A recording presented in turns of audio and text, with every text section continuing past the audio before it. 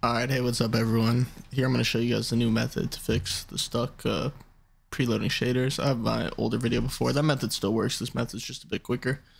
So to do this, all you got to do is go to start, find a match, which will cancel the shaders preloading, then exit from that. And when you do that, it should go up a percent, maybe hopefully more, but if at the worst, it should hopefully be a percent. So it'll be like this. Search. Back. See, it goes up one. Sorry, back. It should go up one. Yep. Search. Back. You guys aren't stupid. You get it. You just do that. Should get it up to 100. I have no idea why. It does this. Makes no sense. But yeah, hopefully this works for you guys. And yeah, appreciate you coming through. If it did work, drop a like so other people can see it. Can help them out. And if you like my videos, make sure to subscribe for more. Appreciate you guys and hope you guys have a good day, good night. Thanks.